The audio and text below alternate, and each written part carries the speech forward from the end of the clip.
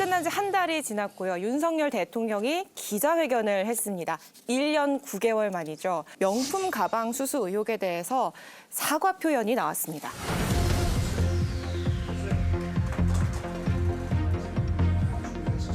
윤 대통령께서는 올 초에 한 방송사와의 대담에서 여사 의혹에 대한 입장을 밝히신 바가 있는데요. 그럼에도 불구하고 국민적 관심도는 여전히 높고 또 검찰 수사가 본격화되고 있는 시점에서 대통령님의 의견 듣고 싶습니다.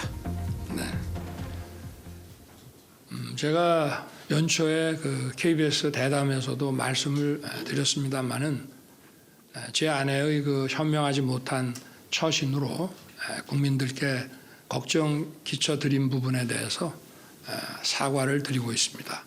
대통령이나 대통령 부인이 어느 누구한테도 이렇게 박절하게 대하기는 참 어렵습니다. 그거를 매정하게 좀 끊지 못한 것이 좀 어떤 문제라는 문제고 좀 아쉽지 않았나 생각이 되는데.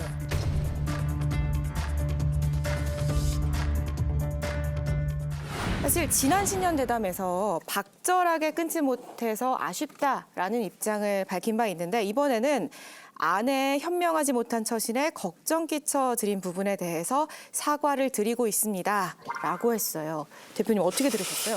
뭐 이런 사과 부분이 지난 4월 총선 이전에 이루어졌다 그러면 좀 전에 우리 김용태 의원님처럼 이렇게 참 정말 최선을 다하고 고생하신 그런 분들이 낙담이 훨씬 덜할 수는 있었겠죠. 근데 이 한마디였으면 조금 바뀌었나요, 결과가?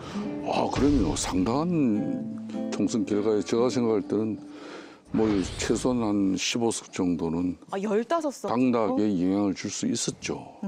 예. 그러니까 이제 그런 측면에서 상당히 의미 있는 것이고 한편으로는 그러면서 이제 좀 후속 조치.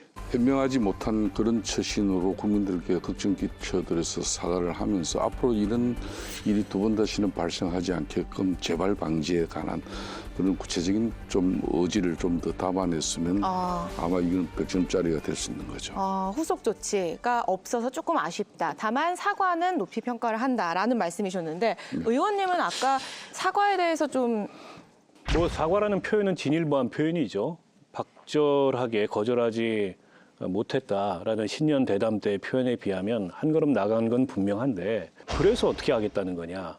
이 부분이 전 빠져 있다고 봅니다. 특히 이제 김건희 여사 관련된 논란이나 의혹이 비단 명품백뿐만이 아니라 도이치모터스 주가 조작이나 양평 땅 문제나 여러 가지 의혹들이 지금 다방면으로 제기되고 있고 그 관련된 특검에 대해서는 대통령은 여전히 정치 공세다, 정치행위다 이런 인식을 갖고 계신 것 같아요. 특검의 본질에 맞지 않고 제도의 취지에 맞지 않는다. 도이친이 하는 이런 그 사건에 대한 그 특검 문제도 지난 정부에서 저와 제 가족을 봐주기 수사를 했다는 것인지, 봐주기 수사를 하면서 뭐 부실하게 했다는 것인지 저는 거기에 대해서 정말 묻지 않을 수 없습니다. 그 자체가 저는 모순이라고 생각합니다. 할 만큼 해놓고 또 하자는 것은 그야말로 특검의 어떤 본질이나 제도 취지와는 맞지 않는 그거는 어떤 면에서는 그냥 정치 행위 아니냐. 제가 더 이해가 안 되는 대목은 그렇게 무고하고 그렇게 혐의가 없으면 이 정부 들어서 2년이 지났는데 왜 처분 결과를 안 내놓는 거죠? 이게 고발 사건입니다. 그러면 피고발인 김건희에 대한 처분 결과가 있어야 되잖아요. 무혐의든 불기소든. 저는 어떤 검사도 이 사건을 두고서 무혐의 불기소 처리를 지금 못하고 있는 거예요. 그러면 이런 경우에 특검을 하는 겁니다. 권력자가 혹은 권력자의 친인척이 개입된 사건에 수사기관이 제대로 된 수사를 하지 못하고 부실 수사를 하거나 봐주기 수사를 했을 때 특검을 했어요. 예. 지금 딱 그 케이스예요. 때문에 이게 특검의 본질이나 제도의 취지에 맞는 거예요. 저는 대통령 말씀이 사실에도 어긋나고 수사를 해보신 분으로서 어떻게 저렇게 말씀하실 수 있을까. 게다가 지금 법리를 따질 때가 아니잖아요. 선거 끝나고 이제부터 정치하시겠다면서요. 그러면 정치인으로서 이 행정부 수반으로서 통치자로서 판단을 해야 되는데 여전히 이 사안을 얘기할 때는 법률적으로 이게 이치에 맞느냐 이런 말씀을 하고 계신 것도 제가 보기에는 답답합니다. 예. 의원님은 어떻게 보셨어요? 대통령, 특히 용산 참모들이 정말 안일하기 짝이 없다라는 생각이 들었습니다. 우리가 윤석열 대통령을 생각하면 정말 국민만 바라보면서 정면 승부했던 그 대목들이 기억날 겁니다. 문재인 대통령을 향해서 검찰총장직을 내던지면서 국민만 보고 가겠다. 저는 사실 어제 그게 나왔어야 된다고 생각합니다. 그래서 나와 관련된 거는 그게 무슨 정쟁을 촉발하는 일이고 뭐 그런 시비도 있을 수 있지만 예. 다 내가 감수하겠다. 대신 정말 민생과 관련된 일들. 뭐 민주당 입장에서는 여러 가지 이유가 있겠지만 나는 도저히 내가 판단에는 동의할 수 없다. 그리고 이 의석수 때문에 역부족이라 하더라도 거부권을 행사하겠다. 저는 이렇게 메시지가 나갔을 때 국민들이 생업에 돌아가신 분들이 귓등으로 그 얘기를 듣더라도 우리 대통령이 그래도 이 국민 경제, 국민 민생에 대해서 뭔가 결연하게 생각을 하고 있구나라고 그런 메시지를 줄 수 있지 않았을까. 저는 그게 좀 안타깝습니다. 네. 수석님. 지금 대통령이 위기죠. 민심은 떠났고 그동안 잘못했던 것들, 예. 그동안의 오류들이 지금 한계로 작동하는 거예요. 그러면 정면 돌파해야 돼요. 첫 번째 사과 문제만 하더라도요. 이거 외상값이거든요.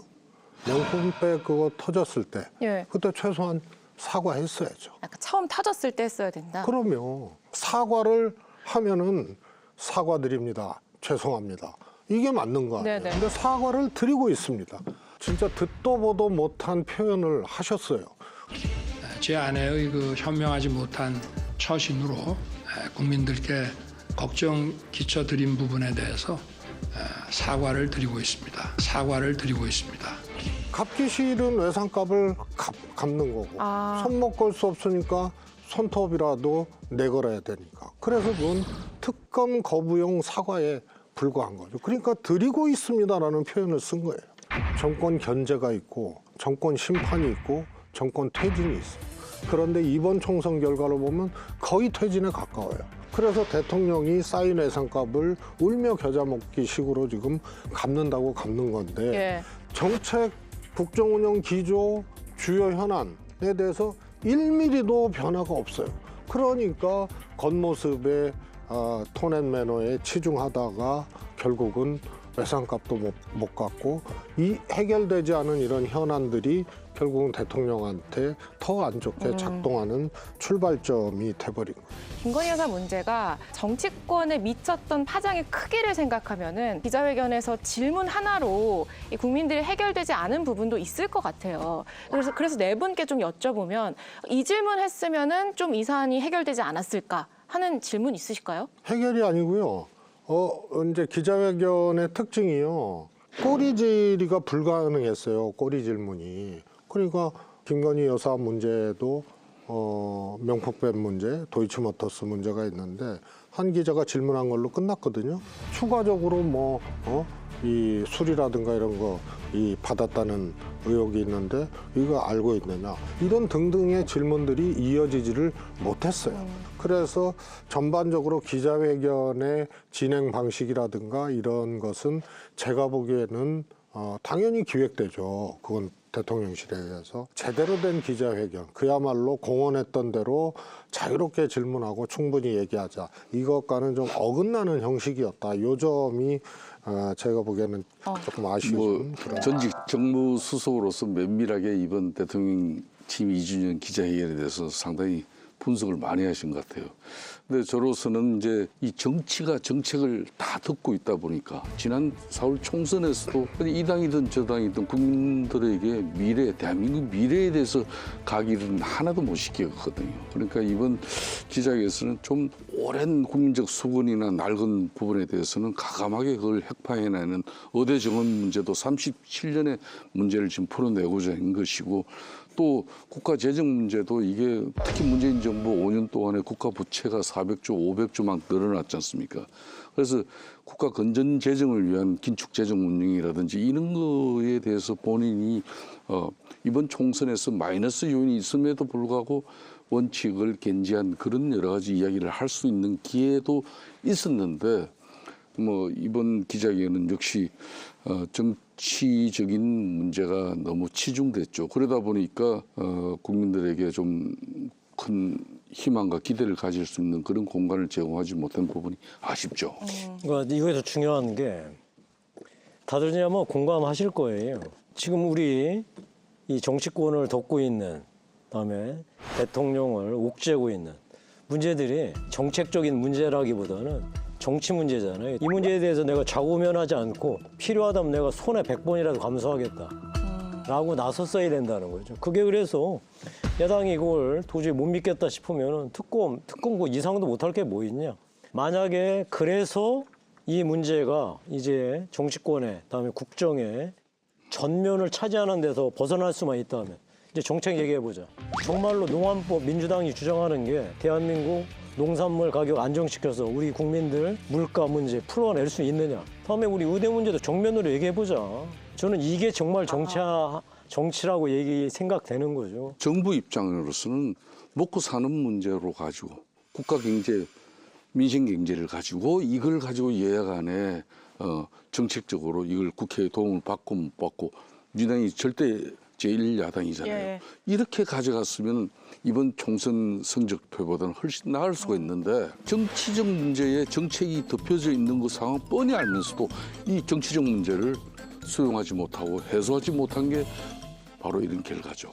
저는 여전히 대통령이 굉장히 방어적이라고 생각합니다. 야당의 특검 주장이나 이런 게 정치 공세에 불과하다면 수용하면 되잖아요. 그리고 김건희 여사 관련된 여러 가지 논란들이 대통령이 지난 정부 때 탈탈 털었다고 얘기한다 그래서 해소될 수 있는 성격의 의혹이 아니에요. 명품백 문제만 하더라도 청탁금지법에 따르면 공직자의 배우자는 처벌 조항이 없다 그래요. 그래서 김건희 여사가 설사 그걸 받았다 하더라도 처벌되지 않는다고 얘기하는데 그러나 공직자가 해당 시점에 그걸 알고 아무런 조치를 취하지 않았다면 이건 법률적인 쟁점이 됩니다. 때문에 대통령이 당시에 그걸 인지했는지는 질문이 이루어졌어야 돼요. 근데 그 질문이 안 나온 게 저는 굉장히 아쉬웠고 기자회견의 형식도 완전히 자유로운 형식은 아니었어요. 칸막이도 쳐놓고 외교안보 질문은 다 외신한테만 질문 기회가 가고 또 일부 이제 눈밖에 나는 언론들 같은 경우에는 질문 기회도 주어지지 않고 그런 점들이 1년 9개월 만에 정말 허심탄회하게 있는 그대로 국민과 소통하겠다라는 얘기와는 좀 다른 이제 그런 모습이어서 아쉬움이 남고요.